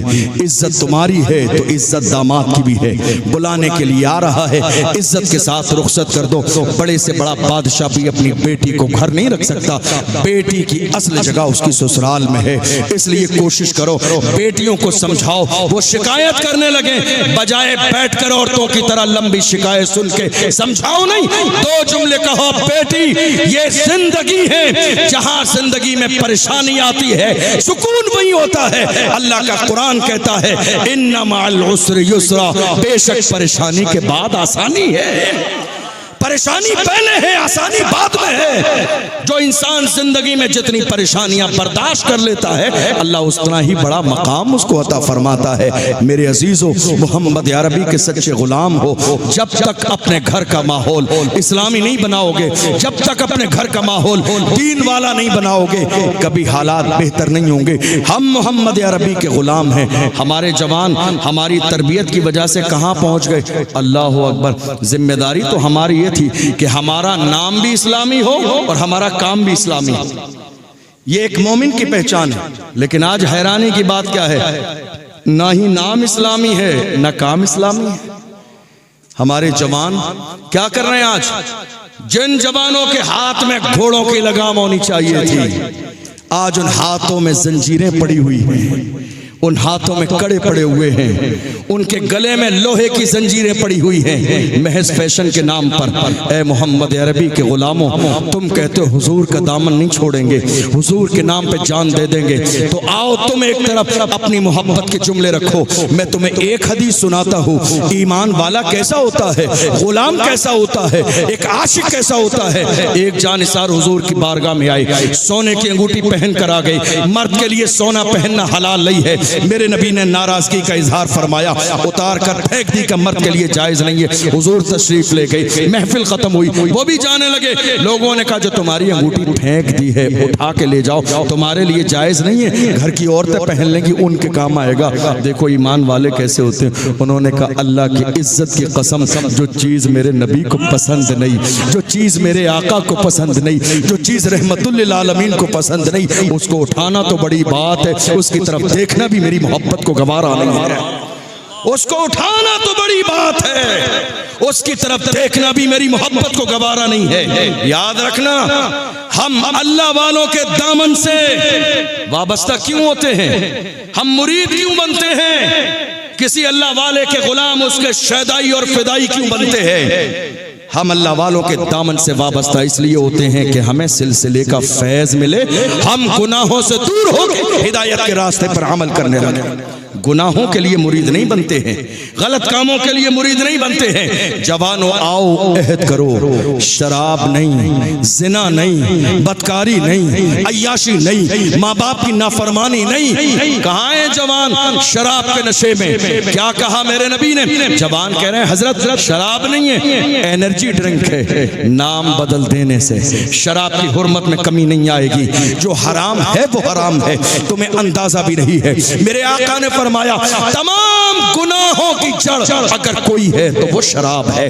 उम्मुल खबाइस कहा गया हदीस के अंदर। इंसान जब शराब पीता है तो शराब पीने के बाद फिर जितने भी गुनाह होते हैं उससे हो जाते हैं। मैं एक छोटी सी मिसाल के जरिए, मैं 10-5 मिनट में अपनी बात मुकम्मल करने लगा हूँ, एक छोटी सी मिसाल के जरिए समझाऊं। एक इबादत गुजार बंदे को एक बदकार औरत ने बहाने से बुलाया और बुलाने के बाद घर का दरवाजा बंद कर लिया। जब वो नेक इंसान दाखिल हुआ तो नेक इंसान के दाखिल होने के बाद दरवाजा बंद किया और दरवाजा बंद करने के बाद उसने कहा अब तुझे जाने नहीं दूंगी सलामत, तेरे पास 3 ऑप्शन हैं। सुन रहे हैं आप? बातें कर रहे हो? क्या है? 3 ऑप्शन है तेरे पास, जाने नहीं दिया जाएगा। पहला ऑप्शन, एक बच्चा है, या तो इसे कत्ल कर दे। एक प्याले में शराब है, या तो शराब पी ले, या मेरे साथ जिना कर ले। ये 3 ऑप्शन है तेरे पास, तीनों में से कोई एक करना पड़ेगा वरना जाने न दिया जाएगा। शोर मचा दूंगी, तूने मेरे साथ ज्यादती की है तो तू बच नहीं पाएगा। इज्जतदार इंसान को अपनी इज्जत बड़ी प्यारी होती है, वो किसी भी कीमत पे ना तो कत्ल करने के लिए तैयार, न जिना करने के लिए तैयार। आखिर में उसके दिल में ख्याल आया, उसको लगा कि सबसे छोटा काम है, एक प्याला शराब उठा के पी लूं, न कत्ल करना पड़ेगा न जिना करना पड़ेगी। अल्लाह अकबर। शराब का प्याला उठा के पी پینے کے بعد اس نے شراب کے نشے میں اس بیٹے کو بھی قتل کیا، اس عورت سے زنا بھی کیا جس کام کے لیے وہ شراب پینے سے پہلے راضی نہیں تھا۔ غور تو کرو، شراب کے نشے میں انسان شراب کے نشے میں نہ ہونے سے پہلے جس کام کے قریب کرنا نہیں چاہتا ہے، مگر شراب کے نشے میں زنا بھی کر رہا ہے، شراب کے نشے میں قتل بھی کر رہا ہے۔ غور تو کرو، میرے نبی نے اسی لیے فرمایا تمام برائیوں کی جڑ یہ شراب ہے، تمام برائیوں کی ماں یہ شراب ہے، فتنوں کا منبع یہ شراب ہے۔ جو انسان شراب کا عادی ہو جاتا ہے اس کی دعائیں رد کر دی جاتی ہے، جو انسان شراب کا عادی ہو جاتا ہے، بلکہ میرے نبی نے یہاں تک فرمایا شب برات کی عظیم رات، سنا ہے آپ نے نہیں سنا ہے؟ قبیلہ بنو کلب کی بھیڑ کی بکریوں کے بالوں کے برابر جہنمیوں کو جنتی بنایا جائے گا، مگر شراب پینے والا اس رات میں بھی بخشا نہیں جائے گا، زنا کرنے والا اس رات میں بھی بخشا نہیں جائے گا جب تک کہ وہ سچے دل سے اللہ سے توبہ نہ کر لے۔ جوانوں، تم شراب پیتے ہو، کیا سوچ رہے ہو کوئی دیکھ نہیں رہا ہے؟ ارے تمہارا ایمان کمزور کیسے ہو سکتا ہے؟ تمہیں پیدا کرنے والا پروردگار دیکھ رہا ہے، اور اگر تم نشہ کرنا چاہتے ہو تو میں تمہیں نشہ کرنے سے روکوں گا نہیں، مشورہ صرف اتنا ہے، نشہ کرنا ہے دل کھول کے نشہ کیا کرو، لیکن لوکل والا نشہ مت کیا کرو جس کو کرنے سے لوگ نالی اور نالے میں گر جاتے ہیں۔ نشہ کرنا ہے وہ نشہ کرو جو بلال حبشی نے کیا، جو سلمان فارسی نے کیا، جو صہیب رومی نے کیا، جو حضرت عمار ابن یاسر نے کیا، جو حضرت سمیہ نے کیا۔ کون ہے بلال؟ نشے میں ہے مصطفیٰ کے، مارا جاتا ہے، گھسیٹا جاتا ہے، پڑا جاتا ہے، مگر حال یہ ہے پکار کے کہتے ہیں تو ہو کہ ترش رو مجھے کالی ہزار دے، یہ وہ نشہ نہیں جسے ترشی اتار۔ محبت رسول کا نشہ کرو، عشق رسول کا نشہ کرو، حضور کی غلامی کا نشہ کرو۔ جب تم حضور کی محبت کا نشہ کرو گے مر جاؤ گے۔ اس ویل چیئر پہ بیٹھنے والے مرد قلندر کی طرح جب تمہارا جنازہ نکلے گا تو دنیا پکار کے کہے گی عاشق کا جنازہ ہے ذرا دھوپ سے نکلے، محبوب کی گلیوں سے ذرا گھوم کے نکلے۔ اور جب قبر میں اتارا جائے گا تو عاشق کہیں گے زمین میلی نہیں ہوتی، زمن میلا نہیں ہوتا، محمد کے غلاموں کا کفن میلا نہیں ہوتا۔ اور کوشش کرو نظروں کی حفاظت۔ تقریر ختم ہو گئی ہے میری، بس آخری جملے پیغام دے رہا ہوں۔ نظروں کی حفاظت۔ اسے ایک صاحب نے کہا اطمینان سے بیٹھیے، جب آئیں گے تبھی ختم کریں۔ اب حالت یہ ہے کہ حضرت ہم یہ چاہتے ہیں، توجہ ہے آپ کی حضرت، دعا کر دیجئے۔ کس بات کی دعا؟ ہم یہ چاہتے ہیں کہ خواب میں ہمیں مصطفیٰ کا دیدار ہو جائے۔ کیا ہو جائے؟ کون کون چاہتا ہے ذرا ہاتھ اٹھا کے بتائیے۔ سنا ہے آپ ہر عاشق کے گھر تشریف لاتے ہیں، میرے گھر میں بھی ہو جائے چراغاں یا رسول اللہ۔ ہر کلمہ پڑھنے والا، ہر ایمان والا یہ چاہتا ہے مصطفیٰ کا دیدار ہو جائے۔ میں آپ سے بار بار اس لیے کہہ رہا ہوں، آپ سمجھ رہے جاگ رہے، تاکہ میں چاہتا ہوں کہ ایک ایک بات آپ کے دل پر نقش ہونی چاہیے، تاکہ آج کا یہ جلسہ کامیاب ہو اور ہم کچھ نہ کچھ چند باتیں دین کی سیکھ کر جائیں۔ وہی جلسہ کامیاب ہے جس جلسے سے دین کی 4 باتیں سیکھ کے آپ چلے جائیں گے۔ جوانوں نے کہا حضرت دعا کر دیجئے، میں حضور کا دیدار کرنا چاہتا ہوں۔ میں نے کہا وہاں نوازنے میں کمی نہیں ہے، وہاں فاصلوں کی زیادتی سے عنایتوں میں کمی نہیں، کوئی دور رہ کے اویس ہے، کوئی پاس رہ کے بلال ہے۔ وہاں نوازنے میں کمی نہیں ہے، لیکن ذرا گریبان جھانک کے دیکھو، کیا تمہاری نظریں اور آنکھیں ہیں اس قابل کہ تم یار کا چہرہ دیکھو؟